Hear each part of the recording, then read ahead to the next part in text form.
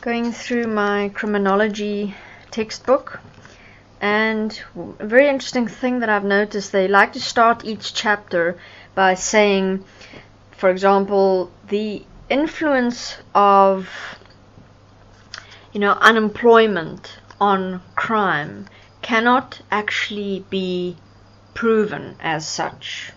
The next chapter they'll start by saying the effect of let's say a person's DNA cannot conclusively be proven as a factor involved in people turning towards crime. Next chapter they will start with, it cannot conclusively be proven that rural conditions and the way that people were brought up within different habitats and environments can be linked to people turning towards crime. And this specific chapter here that I'm looking at now, they're saying again, the question of the influence of culture and ethnicity on criminal behavior does not have an obvious answer. And that even with all the research that they've done, of which they say there hasn't been a sufficient amount of research, they cannot actually determine that there is a connection between culture and people turning towards and allowing criminal behavior. Now, if you look at it for yourself, we're dealing here with the subtle justifications and excuses that is used by every single human being why we accept and allow abuse, suffering, poverty, the way that the animals are treated in this world, the way we treat each other, the separation that occurs. Everything that we do, we have an excuse for. And culture and religion is one of the number one excuses used by people to not have to take self-responsibility. Now, these people, what I find very interesting is they say here yet again that no conclusive evidence and no conclusive connections can be made between, for example, people's cultures, religions, and the outflow of crime. All you need to do is you need to look at the behavior and thought patterns of every single human being on this planet and the excuses that come up within the mind why we accept and allow the world the way it is. So here I will give you examples. And I mean, here we are doing our own research just by looking at your own excuses that come up in your mind. You can speak to any person on the street, your friends, your co-workers, people on the internet, on Facebook, and I'm telling you, you will see the connections for yourself between belief systems as culture and religion, for example, and how that links to people justifying, accepting, and allowing abuse within the world. So let's say, for example, the point of inequality between men and women. Where does this originate from? This originates from the cultural belief that women are weaker than men. Okay? This is found within many cultures, within many religious institutions. Women are placed as inferior. Now, because that justification exists as an actual establishment within the world structure as a religion and a culture, it becomes an authoritative decision that has been made by a large group of people that women are inferior to men. This you will find in many religions, most of your world religions, for example, that separation and definition exists. You can take the next example. In every religion, they believe that their race is and their group is superior to other groups. You can ask the Christians and they will say they are superior to every other religious group. You can ask the same of the Jewish and the Islamics and any religion, spiritualists. If you were to be self-honest, you belong to that religion because you want the answer. You want to feel special and you want to be able to wake up every morning going, yes, I am walking my reason and purpose. You're not satisfied with all the other 10 gajillion religions in the world. You want your religion to be special because you want your experience to be the most profound experience you could have. So you are placing yourself above all the other religions because you found your special religion that serves your special needs. So there you have the division point of placing yourself above. Now, even within certain religions, for example, here in South Africa as an example, you have the Christians, the white Christians, who will profess that the white race was created dominant in the eyes and the image and likeness of God, and that the black race was placed here to be the white man's slave. Especially still in your more traditionalist Christian villages and societies here in South Africa, especially where you get your Christian villages, where they uphold the Afrikaner tradition and Christian traditions of the white man, the boer, was created somehow. They created this idea for themselves. What a lovely mindfuck. That they are God's race, and that the black people of South Africa are beneath them and were bred and born by God to be slaves because they don't think like the white man. And the white man thinks about money and capital and trade and having the best ox wagon and all that shit. And because the black man was still living in his hut with his little animal skin around his torso, somehow the connection was made, oh yes, I must be superior because I have this thing in my pocket called money. So each culture has its point of separation from the rest of the world. I mean, that's why culture exists, because you want your special practice, your special ways of participating in the world, things you give value to, which are more important than other things. So for criminologists, for example, shame. It shows you the study of criminology hasn't gotten very far at all if they are still telling me that a conclusive connection cannot be made between culture and people turning towards crime. Because, I mean, in culture you're justifying all kinds of inequalities.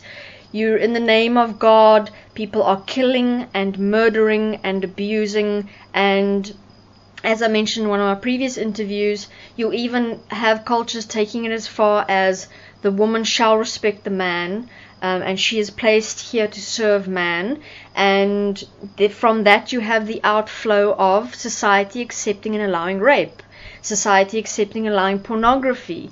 I mean, society throws a big boo-ha about child pornography, but what if the girl reaches the age of 16, it becomes okay for her to be a porn star because apparently she has free will, and then it's a complete different story. Men are allowed to have pictures of naked women in their minds and perv women as they walk past, because the living application of what goes on in the male's mind with regards to pornography and nudity and sexual thoughts and your secret mind thoughts in relation to sex becomes okay, because the justification will be used of, and this is the culture of man, of I'm just doing naturally what God gave me. I'm just fucking this woman in my brain right now as she walks past. I'll give her a polite smile and say enjoy your day, but actually what's going on in my mind is I'm bending her over backwards because God made me this way. He gave me hormones. Do you know how many people respond to the videos that Desteni and the members of Desteni have done on sex, masturbation and such related videos, saying to us majority of the time, it is natural. It is who we are. We are born this way. God created us this way to be driven by our hormones and our desires.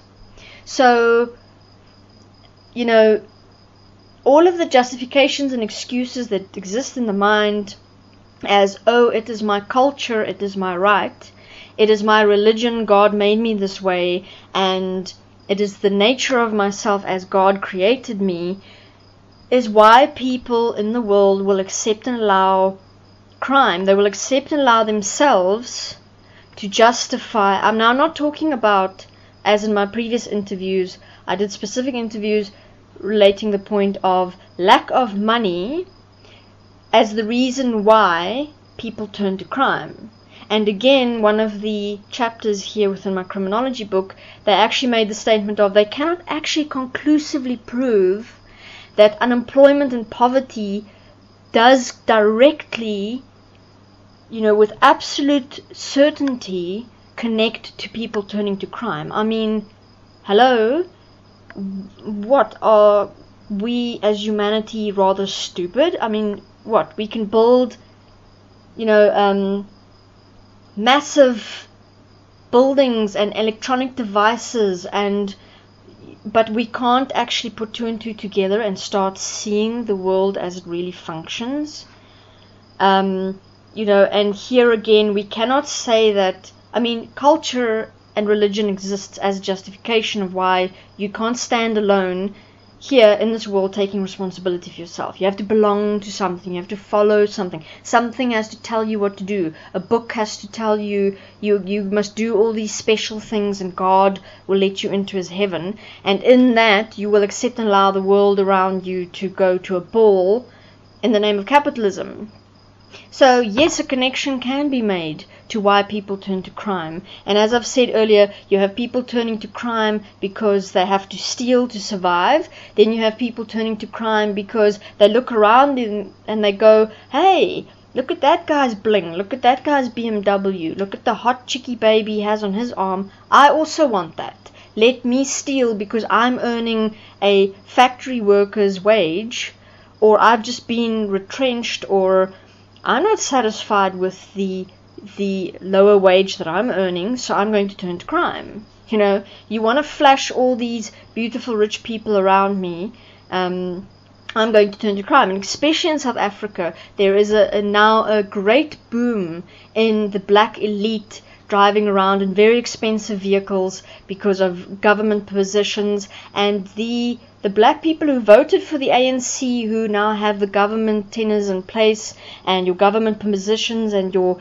business, placements because of, the whole empowerment thing happening. Now you have the people who voted for these people to come in power who are still waiting for their break, and they can't feed their families, and they can see all this bling bling around them. And many documentaries have been done with criminals, and where they'll go and they'll hang, where these investigators will go out and hang with gangs, like in your biggest cities in South Africa, and they don't tell the police where the gang is. They have like an agreement with these gang members to basically follow them around and be able to film them, and these gang members explain. Now we're talking about your major underground gangs in South Africa.